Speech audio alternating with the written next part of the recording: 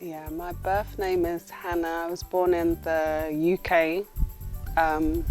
Both of my parents are Jamaican, and I also lived in the US for 16 years.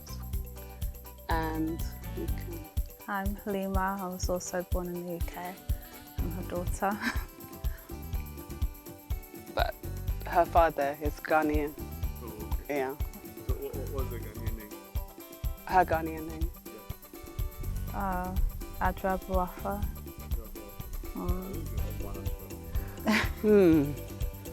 I'm also an Adra. Oh, really? Yeah. And I would be Muhammad, I guess. Muhammad. Yeah, that's my husband's Okay. last name. Yeah. Interesting. Yeah. So I thought your husband was the ex-president. Well, he's my uncle. Yeah. Yeah. So the funny thing about it, why Ghana? It wasn't because of the connection her father has, because when I was with her father, I had no idea that I'd ever be here. I was in America and I just had a feeling that it was time for me to leave. There wasn't anything in particular that was happening. It's just, I guess sometimes we're led from within. So I went to Jamaica because both of my parents had migrated back to Jamaica. So I was thinking that's where I can settle and, live in a natural environment. But after going there, in fact, I went there with my daughter, the first visit, and the experience there, to me, it was quite violent and quite the stories that I was hearing, and it was a negative energy for me. And then on top of that, the culture that I was raised in, like in the UK, it's not like in Ghana and in Jamaica where young children take care of their parents and their grandparents and all of this. It's like Kids take care of their parents? in Jamaica. Yeah. How is It's that? like, well, in the UK and in the US, they have this thing of child labor, and children have more rights sometimes than the parent themselves. So when I was young, my mother used to, because I wasn't raised by my mother, but she used to ask us for things that would be considered an adult providing. Because she was in Jamaica, when they had the hurricane and things like that, she would write to us to send her a mattress.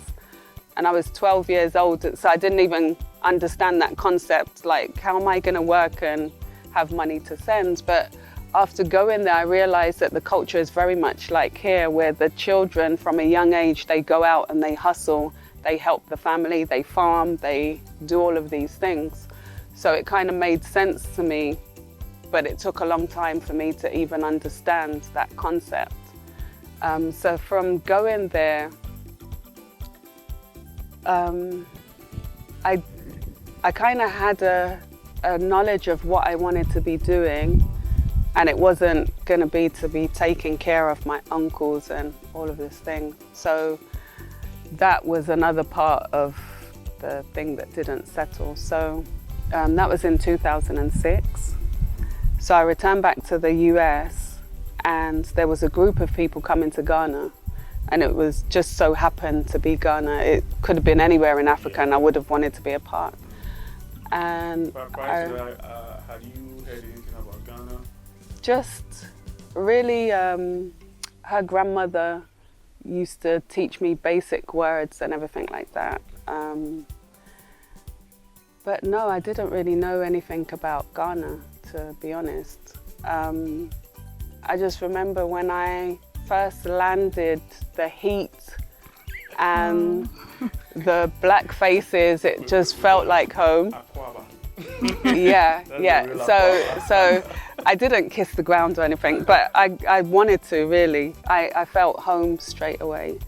And I was on a tour at that time. It was August 2008. And all I kept on saying was, it's just like Jamaica. So from there, when we got back to the US, it's like there was a group that had been coming out for 3 years, and they were talking about relocating and everything like that. So I wanted to be on board. So in January 2009, we came to Accra. And Accra... You didn't like Accra? No. But before, I want to kind of let her chip in, because I know that when I was leaving America, she felt that I was a nut, like, you know, just to be moving. It was very, like, my mum went on I would say a trip. Then when she came back, it seemed like within months she was like, I'm out, I'm going. And for me, it was like, that's very random. Yeah, so, and for me, it's like the group, the idea of the group, it was to give back to Ghana, because a lot of people, they come and they have this idea that they're owed something, like because of slavery and stuff like that. But the thing that kind of attracted me to the group, it was we were coming to give back to Ghana.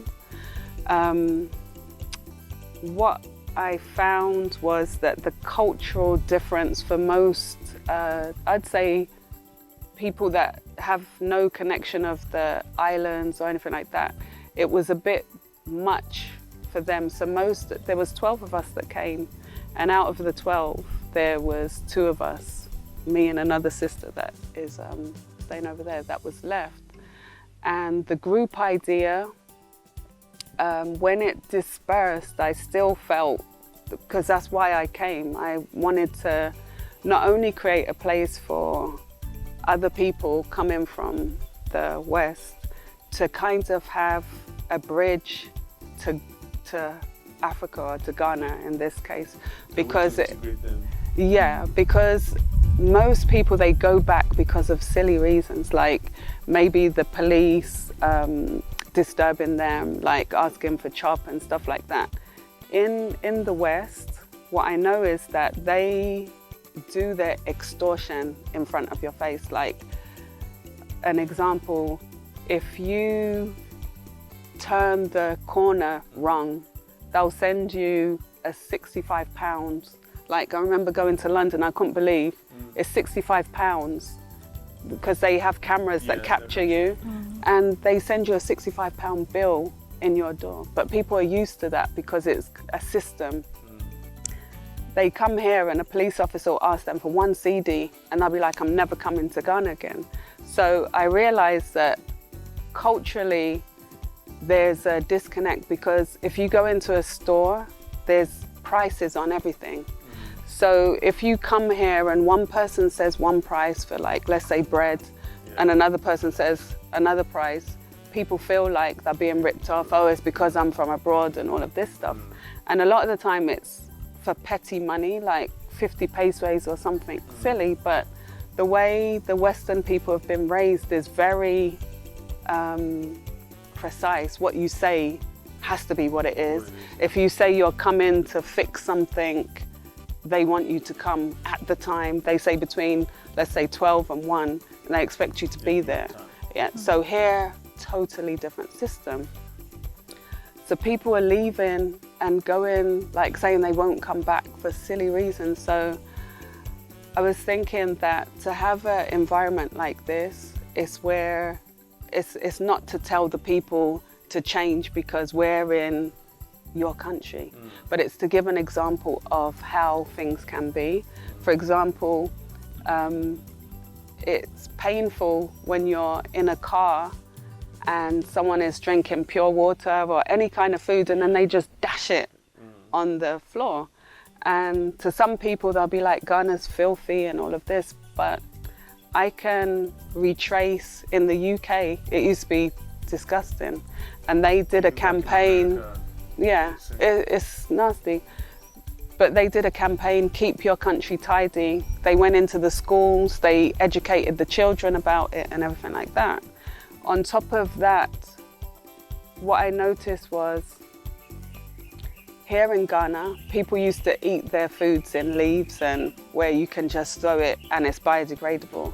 So without considering how the country got to how it got to, people just come and instead of trying to solve the problem to their homeland, because that's what they, you know, everybody abroad is like, I want to come home and all of this.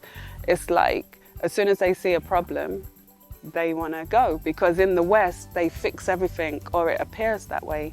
But in noticing how things happen, it's like, to me, the West creates a problem and then they come in as the heroes. Like, let's say they bring in the politicians, they bring in the things that Ghana is not used to, it not being able to go into the ground and disappear. And then they'll come with companies, recycling companies, and everybody will clap for them, but they created the problem. So for me, it was clear to see the bridge, that this is why we're in the situation that we're in. And it's like, if you don't come here as a problem solver, you're just adding to the problem. You know, we've had groups from the US come out and they'll complain about not having air conditioning and things like that. But then on the same hand, they'll say how their ancestors suffered and all of this stuff. It's like, but you're pampered.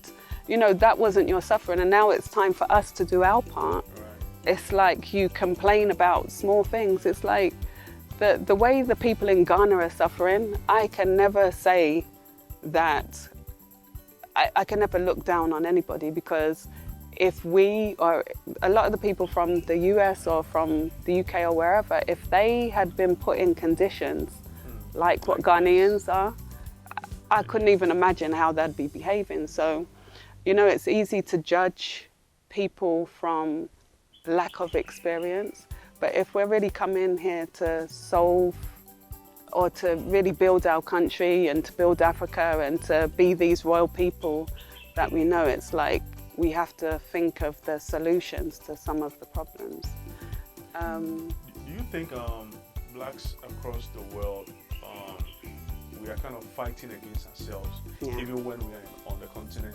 Definitely. Because it seems like, okay, well, the white man is suppressing me, I'm not having my freedoms, I want to come back to the motherland. Yeah. You come to the motherland and you want to look down on the people. Good. And it's all crazy. And you go back. Yeah. So yesterday I was watching this video on Facebook. This lady, I think she took an Uber and the guy was Nigerian. And I think he's based in Switzerland and he's in America now. Yeah. Okay, so I think he's not a fan of Donald Trump. Oh, okay. Unfortunately, this black lady was a fan of Donald Trump, and you know, he said something, oh, that fucking president. And she went off. Wow. And all the stuff she said, Nigeria this, Nigeria that. I'm like, okay, how are we gonna ever fix this problem? Yeah. Because if you are saying Nigeria is trash, you are basically saying you are trash. Yeah. Because the white man doesn't know you were black. All they know is you are black. Yeah. They don't see you as any other. Right. Different races, or they you're just black. Your face. All they see is black. Yeah. So if you want to say no, I'm black, they are Africans. On that subject, what I know is that everything is like indoctrination, like from school, from the different institutions that you go in, they teach you that their fight is your fight. Like, for example, if, let's say, skin cancer is a problem for the certain skin types, they'll make it a general problem. Even, you know, I don't want to go into too much politics, but the fight is their fight, and they make it our fight when there's white faces involved, because there's even the thing going on in Ukraine, for example. I've never seen them so passionate to involve all of these other countries like it's our fight. Look at how these people are suffering. And there's so many African countries that have said that when it was us, it's like, is it that we're not important because you didn't come to our aid like that? And so I don't think it's a wrong thing, because if we are in their environment then it's like either you should be learning, you can never be an equal. It's like, so it's like in seeing how things are, you just have to have sense to know that they are for their own races welfare. And a lot of the time, unfortunately, because we've been programmed in a way, you have like some people with color that will even kill someone else for the sake of protecting the other race or whatever. So I think everyone has their purpose, and the whole thing, I don't knock anyone, because whatever your upbringing or whatever your mentality, it's not like you could look at someone and know how they got to the point that they are, because like even coming here and seeing people bleaching their skin is so hurtful, because if only they knew what they're doing to not just them, but they're doing to their generations. Because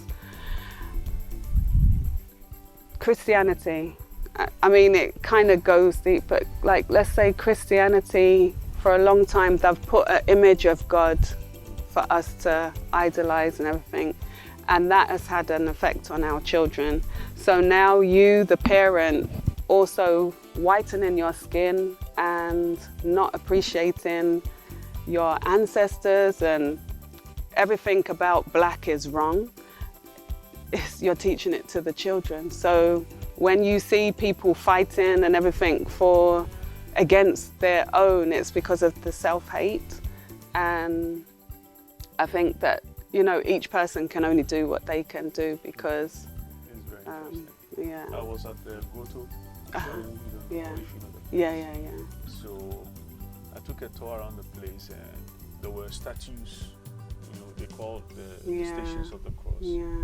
Okay, everybody all the statues were like, you know, white. Yeah. But when it came to the nailing of Christ, the soldiers were black. I was like, what is going on here? Yeah. Yeah. The statues, everybody else had, you know, light skin, blue eyes. Yeah. When it came to the kneeling of Christ, it was black. Yeah.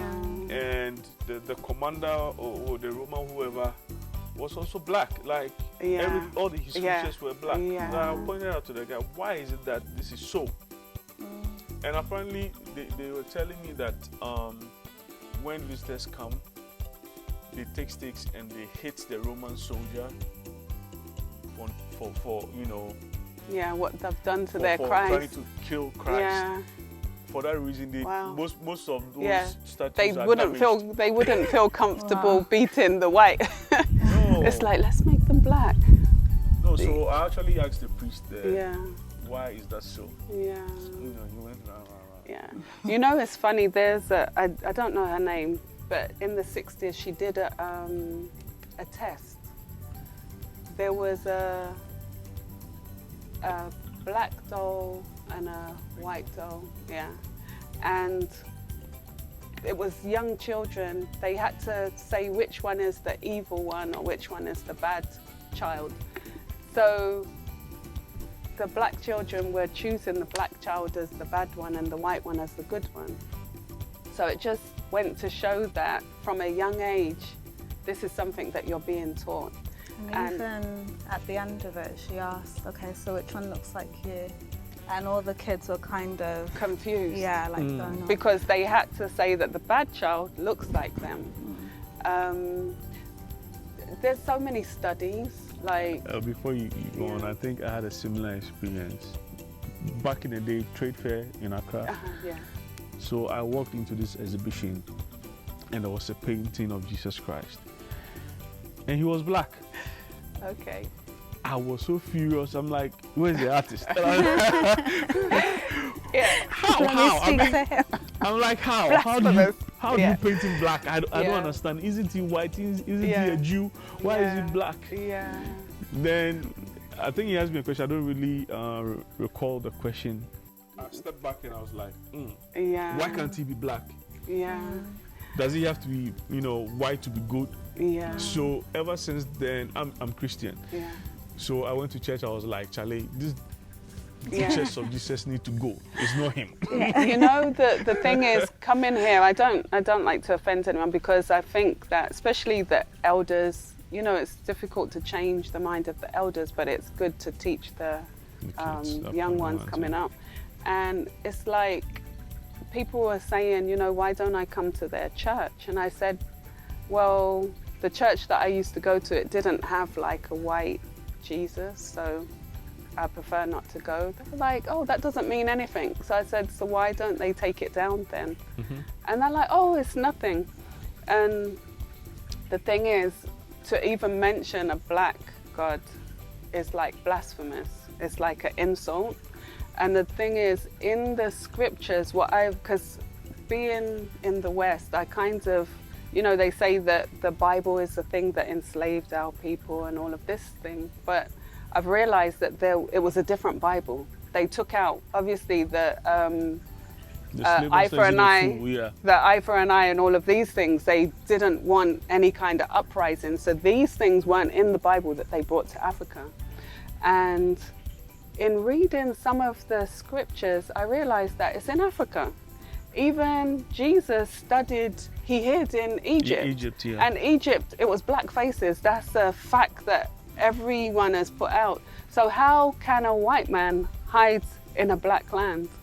And so all of these things, I think it's not to force down people's throats, because sometimes it's more painful to try and take away something that they feel that is their salvation. It needs to be done. I'm Christian, and what you're saying, I also believe same. I mean, how can a white, you know, boy and family go and hide in, you know, Egypt, when Egypt and Israel are really, they were kind of close. They would have given him up. So definitely, he went there to hide. And I don't know why. When you go to Revelations, it's clear that description of John of Christ is a black man. Is a black man. So, with the locks and everything. So I feel, well, there's a lot of ignorance, and people haven't been critical about their own scriptures. If they have been critical enough, some of these things, their eyes would have been open about it, and they would know. I think I fight with my pastors all the time. You know, at first, it's like at first coming here, I was a totally different person, to be honest, because coming through Accra and every other store is Jesus something, everything Jesus, and then the white Jesus. I couldn't understand. It's like coming from the West, it seems like they're more in tune with respecting and knowing self than in Africa. And people saying to me, why are you here? Like, it's much better abroad and all of this thing, not knowing that freedom, there's nothing, that freedom is like, you can't give someone enough money to make them free, to be enslaved. Like, so that's what I see Africa as. I see it as freedom, and I see it as change, because I could only imagine doing what I'm doing here over there, because the system is different. The system isn't made for us to succeed. You can succeed. There's people that are rich, and because it's who you know, and then some people, they have to work extra hard and behave extra white, or you know, there's ways of making it. I feel that I can make it anywhere in this world, but I know that there's agreeable environments for us as a people to think properly, to behave properly. You know, abroad, the rap artists and different things, what they are putting out for the children, it's like, it's kind of ruining our future. But it's a system that has been locked down. So for me, it's like, they've got that. Go to an environment where you can create what your idea of heaven or, you know, change is. Yes, and so coming here as well, at first my daughter, It's so funny because her grandmother was saying negative things about Ghana, which is quite typical of Ghanaians. Like they feel you've made it when you're abroad, and even if you're with somebody that is not an African, that's even better. Like, you know, bringing salvation to the family. Not that her grandmother's that far, but I'm saying I've heard a lot of Ghanaians thinking that way, that if you're too black, why didn't you choose someone lighter to mix with or whatever? So whoa, hold on. That one almost went by without me catching it. What? They actually believe that when you're dark like I am, I need a lighter skinned person. Yeah, it's like you're a salvation. If you can bring someone white into the family, it's like you've rescued us. Like, but I don't think they know that they're thinking it like that.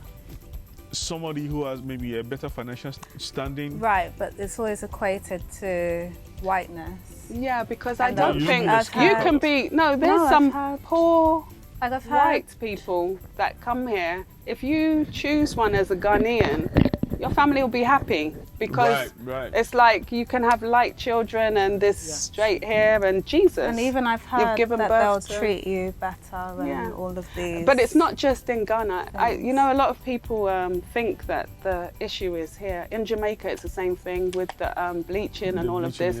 They have got it to a science. They will wrap cellophane, they'll put the cream on and wrap. My own man is that expert. Buju Banton. Yeah. They love me browning. Yeah, exactly. Then, so it's not that bleaching. It's just that, you know, when you're abroad, you think that Africa hasn't been touched like abroad, and then coming here. Looking at what I see about Jamaica, I've not been there, so what I see about Jamaica and see about Ghana is like, these people, why?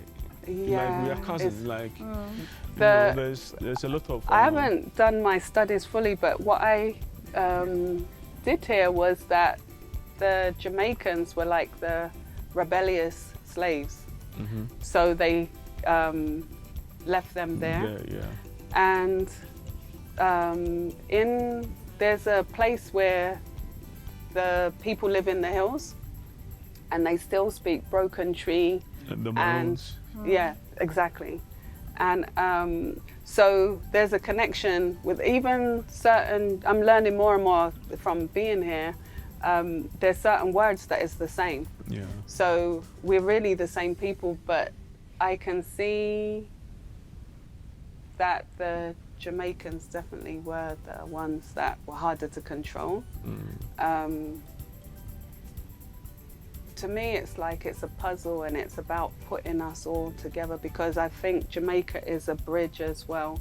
When I first came here, I was saying I'm a Ghanaian, because when you're abroad, it's like you know that you're African, but because of all the slavery and the splitting and the mixing, you don't know where. So I was thinking that Africa has it figured out. Each person knows their tribe, and I didn't know that there were so many tribes and so many. It's like you can be a foreigner and be like, there's what, 67 different languages here? Yeah, 62 something, yeah.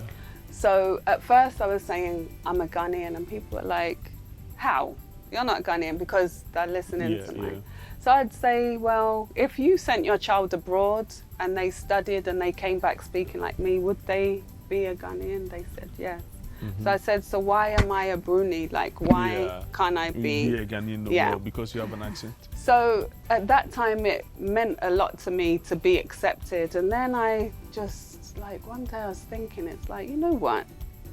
I'm a Jamaican, because I am an African, period. Like, I don't have to confine myself to Ghana. I'm an African, I'm a Jamaican. So I started telling people. Yeah, exactly. I am on a lot of Jamaican pages. Yeah. And when I say I'm Ghanaian, they get so mad. Why do you want to be a Jamaican? Go back to your country. I'm like, you people, shut up. Yeah. We are one and the same people. Thank you. So what's all this? It's like I said, I'm not going to limit myself. So when I was saying I'm a Jamaican, they were like, you're not Jamaican, you're African. Jamaicans came from here. And I was like, wait a minute, when I was saying I'm a Ghanaian, you were saying I'm not. Now I'm saying I'm a Jamaican. Yeah. You're saying, oh, but you're a Ghanaian. Yeah. So, and then I know that's one thing that coming from abroad is really painful to the people, that feeling of belonging. And to me, it's like, you don't have to limit yourself. The freedom that I got was not limiting myself, because even within Ghana, I know that the Northerners are classed as a certain way, and then the people, Ashanti, so there's racism within Ghana, let alone me coming from abroad saying that I'm a Ghanaian. So I realized I'm surprised how Ghana, or let's say most African countries, still, we are still holding ourselves together, because there are a lot of divisions. Yeah. I'm a Ghana, right? Even in that we have those who are from Osu, those who are from Jamestown, those who are from, and even within Osu, you're either coming from Kinkawe, Alata, whatever. Right, right. So in knowing that, it really helped me to realize that we don't have to confine ourselves, because it's like the body has so many different cells, but it's still the body. Right. And that's kind of how I look at us as a people, because I can go to, let's say, Tamale and see Jamaican faces. I can go to Accra and see, like, what do they call them? Fulani, like, looking. Yeah. So at first when they were calling me a Bruni, I was kind of offended, but I realized that there's a mannerism that you have coming from abroad. And even for me, I can be in a crowd of people and spot someone that is not from Ghana. They look different, they move different, so it's really helped me to know that there's something from within. We're all God's children, let's say that. And that's the bigger plan. And we all fit into that. For Halima, I was saying that she didn't want to come here at first. I was going to ask her, how has life been here, like here for you? Like, you're young, probably want to go to the club or something. No, definitely not now. But for me, I kind of enjoy the quiet life. I think at first, when I was a bit younger, I didn't really see myself in Ghana. It wasn't fast paced, and I liked the city life. Well, I did like the city life. But I think now there's so many different options. You can go to the beach and relax. You can go to the city and feel like you're abroad, and then come here to where it's like quiet and serene. So I think now I'm just enjoying the peace, and I enjoy being able to travel to the different places when I feel for that, which isn't as easy in London, especially because it's cold. London cool. I used to say to her, when I go and visit, I used to be like, why do you want to stay here? It's like cold, and then like in the winter, this used to, like, I think everyone has their own thing, but my thing was, because people love their pets over there, like when it's autumn or winter, the ground, you can't see what is under it. And I have a thing of dog's poo. So I used to be watching the pavement. It was just so, it's because it's a concrete jungle. Yeah. So I really, it was depressing, honestly. Wow. And then it let me realize that there's so many great people abroad, but their brains hasn't thawed out. They haven't been in the right environment for their greatness to come out, because you have youth getting in trouble and all of this stuff. And I think that was another important thing for me, to bring the genetics home, even though at the time everybody is like against it, it's dangerous, or, they have their fears of what you're going into. But that's the thing, it's even more dangerous over there than exactly. it is here. Can you imagine? So say, for instance, my grandmother, it was like, oh, it's not safe and everything. And the schools are backwards, that's another thing. Yeah, and she was living in one of the worst parts of London, but she felt comfortable with me visiting her there. But if I travel to Accra, she panics. So it's weird how the mind works. Yeah. So how was life like, you know, your first, let's say in your first month when you moved to Ghana? My experience, because we were a group, it wasn't hard. Like when you came solo, I mean. Oh, okay. Okay, I could tell you about when I first got this land, because it was bush. That was 12 years ago. I was going to ask why Boyem. I mean, look at that. So, okay, so I was building in Sunyani. On our first trip, we had gone to Sunyani and I saw it was so clean and I loved it. So when I broke off from the group, I started building in Sunyani and I was in Techuan because I had some friends there. So coming here, Justice's father and someone called Nano Fori and Obin were the tour guides. So I was coming here for a visit. And when I came here and saw the rocks, I'm like, it's so beautiful. But I'd already committed to this. I was at foundation level and everything. And then I can't tell whether it was a vision or what it was, but everything, it was like, let's say a meditation, because I can't even remember how it came, but the picture of everything just came clear. Getting land and having a place to where I can help people, because in Sunyani it's just one plot. So it's like this whole, I drew the layout and everything, like what it could be. There was like we were doing workshops and kente weaving, keeping the culture alive, like everything just made sense to me. So when I was offered land here, I asked more about it. And because of the environment, like I was sold anyway. So it's funny because they were showing me places because no one was here. And even coming from, sorry, I get a bit excited. Yeah, Coming from Mesodan, there was no houses from there to here. And then going to Boyem, the secondary school, which you'll probably see, that's where the first people were from where I am. This was farmland. So they showed me 5 different places, this being the last. But all the places were in town where everybody was. And I knew that's work for you. Not it, no. So when they came here, they were kind of, it seemed like they knew that, yeah, this isn't it. And I'm like, I stood at the road and looked at the rocks and I'm like, this is it. They're like, oh, no, there's no electric, no one, it's dangerous. And I'm like, this is it. So I didn't realize that, they used to call me Obadindin. Yeah, because because I guess I was doing things that men would do or whatever.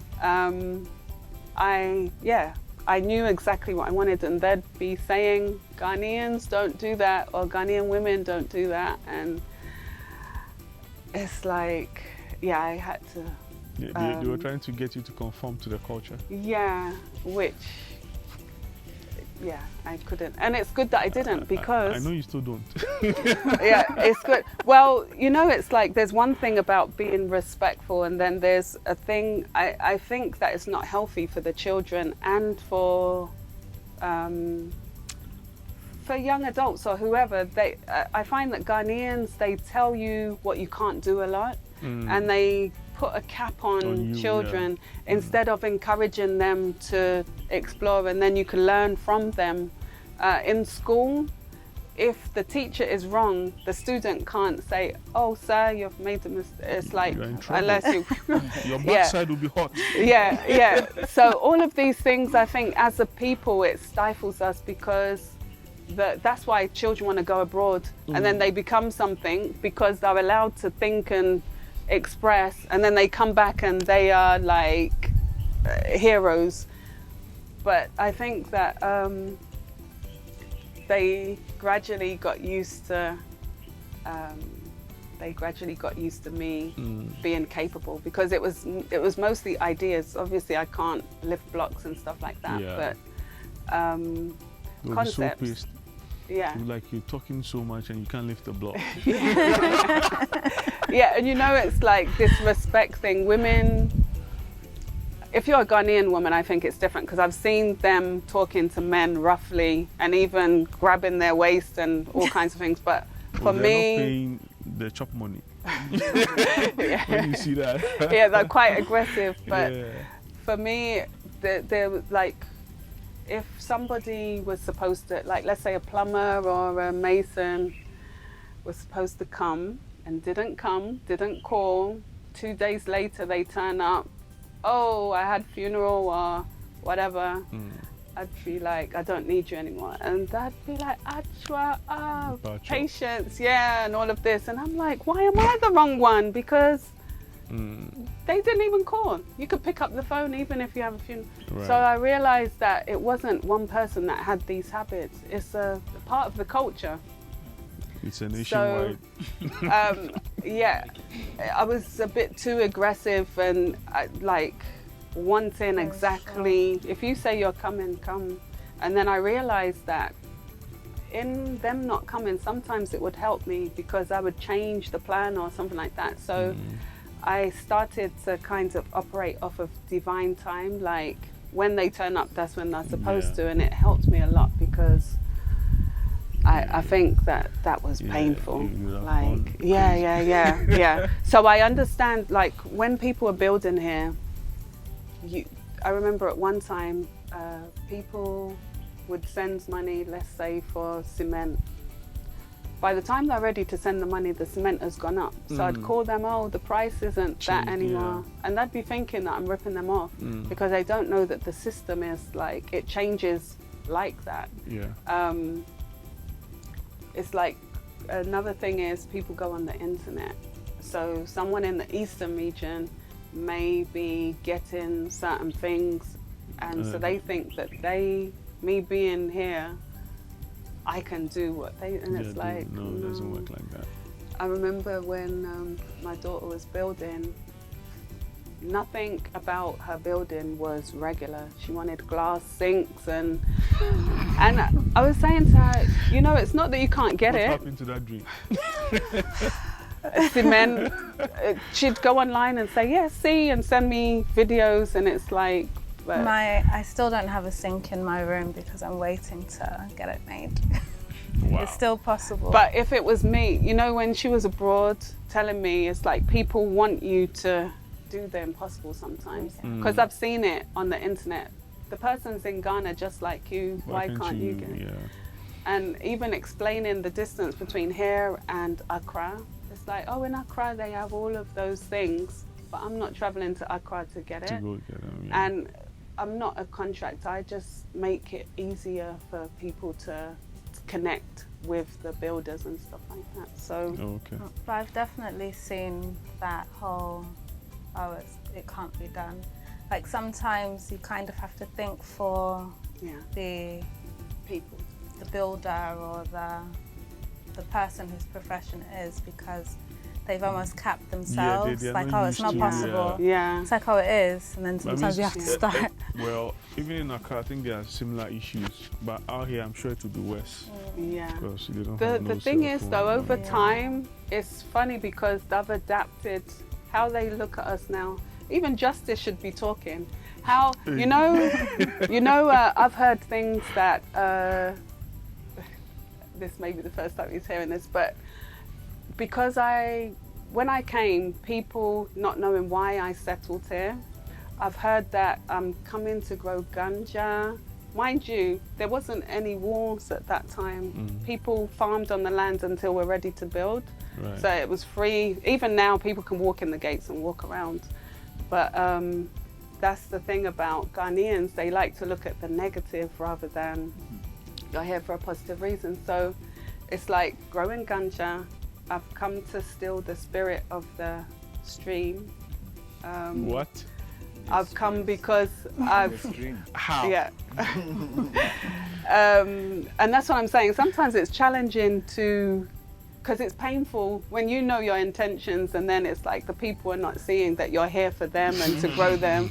It's like I'm here because I've found gold on the land, so I'm building houses and I'm mining the gold in the night. Or I've heard all kinds of things, and I think it's only perseverance that has allowed the people to know that I'm not taking anything. I'm here, and it's to develop us as a whole. Yeah.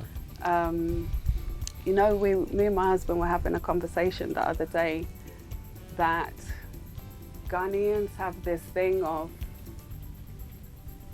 they call blessings, they'll say that you sacrifice someone. If you're doing well, instead of saying that it's God that blessed you, they'll be like, oh, they sacrificed their, And so it's like, with that mentality, how can people succeed, or what is the encouragement for people to do well? Because it's always blamed on a negative thing. If Jesus came, they'd stone him for being a blasphemer. Yeah, just like that. Yeah, especially if he was black. Yeah.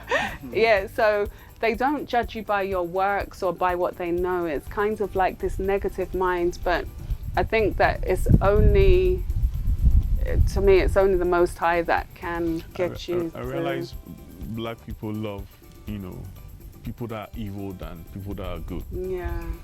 And it's a self-hate. And a similar story, I'm not trying to preach, a similar story played out when Jesus was you know, when they tried to crucify him. They exchanged, you know, Barabbas for him. Mm-hmm. Apparently the meaning of Barabbas is also Jesus. Wow. So they went in for the better Jesus. Wow. And crucified the good one. Wow. Yeah, it's evident. You know, for me, in any scripture or any book, I try and bring it to life, like how can it benefit me in life? And there's so many scriptural stories that make me think the Bible was based in Africa, because the same mentality is within the Bible. And then it's like all these trials and tribulations just to help a people and all of this other stuff. It's like, oh, that's Africa.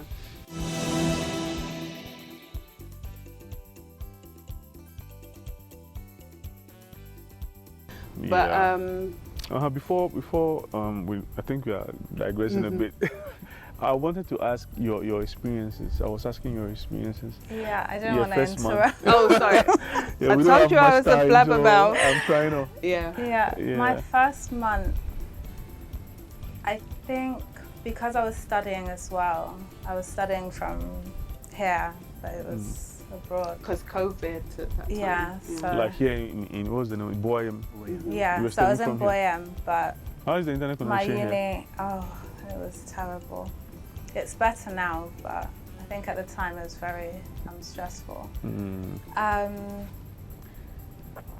It was kind of like, it felt surreal, to be honest, because it's such a difference, such a culture shock. What shocked you? It was the just... most. I know there are many. You know, there's a few things, but I would say seeing how hard the children work, that was kind of like a wow for me. And I mean, the people full stop, like, work really hard, like have a hustler's mentality. But I think seeing the children like being so selfless and working hard, that was kind of like a wow, because kids abroad are like, yeah, like, they'll be ordering their parents, like, I want, and complaining and taking their parents to court. Yeah. So that was kind of. I have a cousin that called the police on my aunt. Yeah. Well. But that being said, I remember when my grandson came, and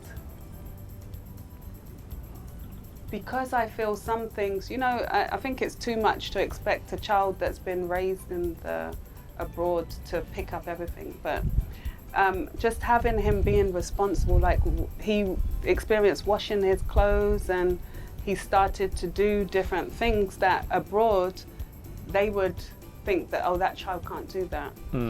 And even if the child tried, it's abuse. Yeah. It's like, they're not capable. What made me even try different things is, I remember seeing the baby must have been about 1 or something, and they had a blade shaving a nut. Whoa. And I panicked, like, doesn't anyone see? And it was just a norm. Like they knew how to not to do certain things, whereas children abroad are quite, they're so pampered that some of their skills hasn't kicked in, like as far as survival skills in a sense. So, and he loved washing his clothes. He felt, it's like, I think it brought him out. And just being able to run around and not have that fear of, you know, someone's going to steal your child from the park or whatever. Right. I remember the first time he came, he got lost, and the distance was from, like, let's say here to that house. He's lost. But yeah, the land was so big. Yeah, so, and he came crying, like I'm flustered. Yeah.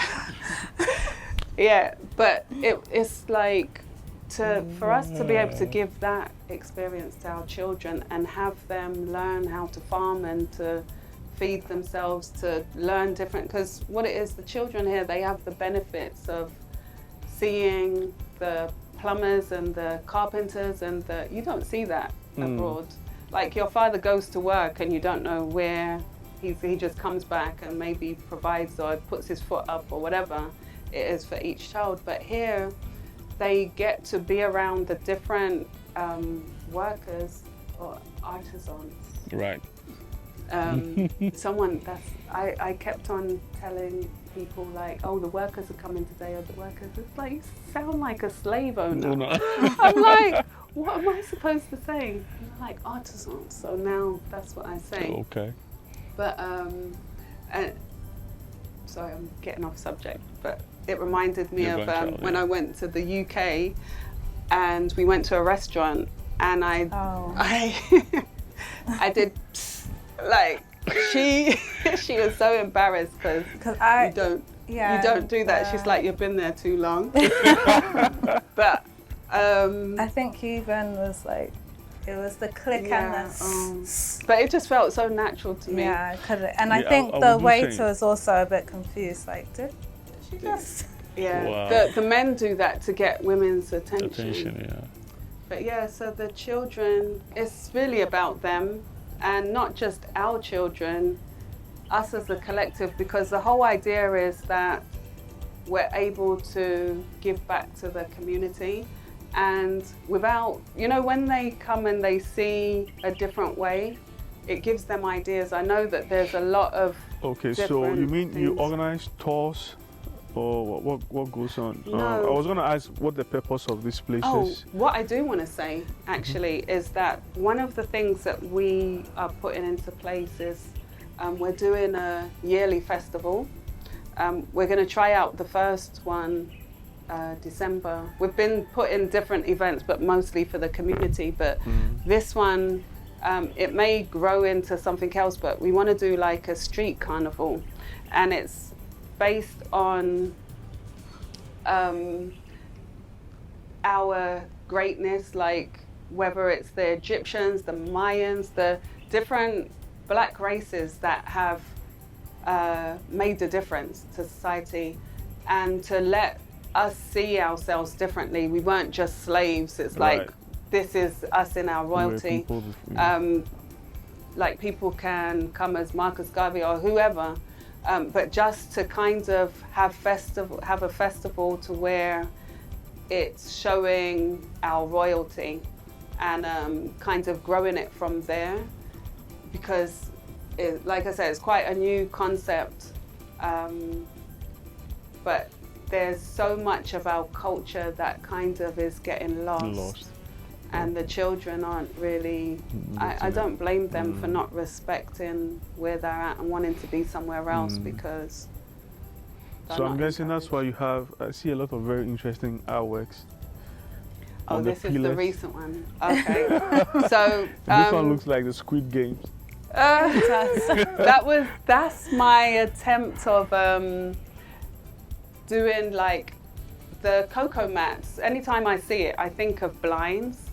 So that was my first attempt. I think the drawing. I meant the drawing, but that also looks fun. Okay. The drawing is the elements. This is fire. This is water. This is earth, and this is wind. But you mean Captain it's Planet? just to. You know that cartoon, Captain Planet? You never seen it? No. Oh. But the element, you know, like. He has a Ghanaian character in it, Kwame. Oh really? Oh really? Okay. Yeah. Okay. Way back when we were kids. Cool. Captain Planet. See, we need more of this. Familiar. Gonna bring pollution down to zero. I've heard that. Yeah, but I didn't know that there was a Ghanaian They had character. these rings. Wow. Fire, wind, okay. water. Oh, Captain Planet. You know, to me, the elements, like if you don't have air in your lungs, you will die. And fire, if the sun decides it's not going to come out, you will die. If you don't have water, you will die. So, you know, it's like, for God, I'm still working out the exact names and all of this, like, but I know that the elements are real. So you're trying to build this place for? Sorry. I thought you guys were having which place?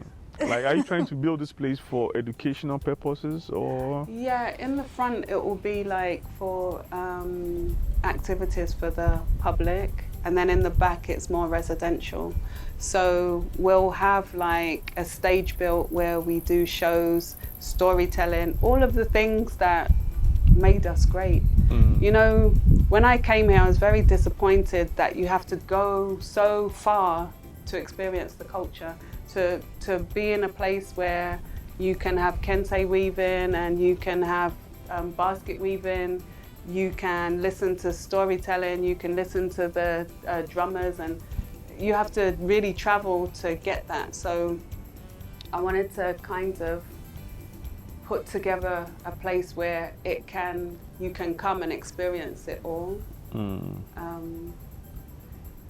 But like I said, from when I came to what it is now, things keep on changing, like flowing into other ideas, and because I think that equally the diaspora needing kind of guidance, the people here do as well, and it's about us coming together and doing it together, because I've learned so much from as far as nature and different ways of thinking from the cultures here, as well as being able to share some of the things that I've picked up from being in captivity, being abroad. Yeah. So, okay, when we came looking for you guys, we can discuss. We saw this thing. Why do you have it there? Oh, okay. I think she wants to excuse. Yeah, because I know my mum will keep you another few hours, so I'm gonna. Yeah. My mother passed. Oh, you want to remove it? Well, I think she has to. You need to step. Yeah, because I don't know how long it's gonna. Yeah, I'm I think boring we her. are wrapping up. Okay. Yeah. No, you won't. I'm sure we can keep in contact, and yeah, I would love it that you know, it's like I would love you to meet my husband. I keep talking about all these bridges, and I think that different people have different purposes, but I don't know how, he's Ghanaian and he was raised here, but he can make things so simple for even all the residents. Most of them are from abroad, and they automatically gravitate towards him because of. You have residents here? Oh yeah. There's about 10 families that are in that. You know, that's one thing. In the abroad, people live in their houses, so that's what they make their. Okay. Okay.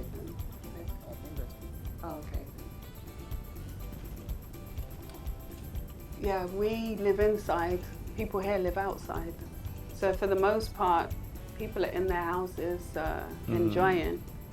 And maybe certain times I'll come out to their garden, but that's pretty much how it is. Interesting. One day though, if you organize it well, I'm sure each person has their story. Yeah, I'm definitely coming back because I'm sure there's a lot we haven't covered. Yeah, I think. Yeah, definitely. You're always in. Oh, okay, Yeah, okay. I think there's a lot he wants to do. Oh, you around here. teaching? Okay. Oh, wow, okay. Yeah. Yeah, I'm definitely invited. I love listening. And you love talking. Yeah, perfect. yeah. I told you I was just blabbermouth. So how do you guys, survive? How do you sustain yourselves? For the most part, like my husband, he does a lot. And then people donate, like because I don't charge to help assist build, so they kind of just send extra monies, and that's pretty much how we've been doing it. It's only now that we're thinking of more business ideas. Now more people are settled, so Okay. some people on their pension, like it's different for different people. So how many residents do you have here? Maybe about 10. And then some people go back and forth. Oh, okay. Like they work and then come, work and then come. Oh, okay. So what do you call this place? Binu village. Bino. Yeah. Binu is like, I don't know if you've heard of the phoenix bird. Yeah. It's an Egyptian methodical bird that rises from the ashes. That's the phoenix. But the Binu bird is like a bird of rejuvenation, renewal, rebirth. So it kind of represents that same thing. Maybe she help. Oh gosh, yeah. Okay. Is that it? Yeah. It doesn't sound complete. Well, it'll just be a lot of details. Okay. Yeah. Great. So, all right. but people call it Jamaica actually. It's called Binu Village, but everybody knows it by Jamaica. I think the people in town, once I was Jamaican, that's it. They say Jamaica. No one knows Binu Village actually. Oh, okay. And then his father educated me to that Banu is too, which reminds me of the Garden of Eden. So it still falls in place. Yeah. So what can you tell people watching you if somebody wants to visit? How do they reach you? I'm on Instagram. It's Binu Village, and I also have an email address, binuvillage@gmail.com. Yeah, those places I prefer because yeah. Okay. But if I'll just what I'll do, I'll give you my information. All right. And the numbers, I don't really want people to call me, but the email and the Instagram and all of that. Okay. Do you have any final words? Thank you for coming. Yeah. Madasi pa. Like Jesus wept. This is the shortest thing you ever said. Yeah. I was thinking, are you sure you want to ask that question? I can feel her like, don't talk. Yeah. So, but yeah, the one thing I will say is that we do need each other, and there's a lot of things that I missed out when I came. His father and the other elders, they really did embrace me and welcome me and make me feel like I was home. And I think without them, I couldn't have done it. Yeah. Okay, my last question, I promise. I mean, what would you say to somebody in the diaspora trying to settle down anywhere in Africa, maybe especially Ghana? What would you tell them? Yeah, the main advice that I would say is that they have to really be born again, in the sense of don't bring what they think they know with them, because it's a whole nother system. And if you say you're coming to Africa, that means that you want a change from where you're coming from. And I find a lot of people, they they'll say, oh, we don't do that in America, and in America this, and in abroad this. You're not abroad anymore. You're meant to be learning a new way. And it's like, be patient and be guided, really, because don't use too much of your own brain. Let the divine work through you, because your own brain will send you right back. Right. Beautiful. What would you say? As a young person, let me put it in that perspective. Am I old? I'm joking. I'm surprised you're saying this to your daughter and you have a grandchild, so no, I don't think no, you're I hear you. It's a young person. I would say keep an open mind. And there's so much opportunity here, because I know a lot of people think like, oh, what is there to do? There's so much opportunity, and I feel like the West is kind of oversaturated, and a lot of things has already been done before. So it's good to come home and grow the community. Yeah, and be willing to put in that same work that they'll put in for someone else, into themselves and their culture. Okay, thank you so much. I've forgotten the names already, so forgive me. I'm Hannah. Okay, thank you, Hannah and Alima. Yeah, and both Adwas. address. What? Okay, that's Monday as well. Monday. Okay. Oh, I know you. Yeah, I'm Stan. You're Stan, and what day? Yao. Yeah. Oh, okay, that's Friday. Thursday. Oh, yeah.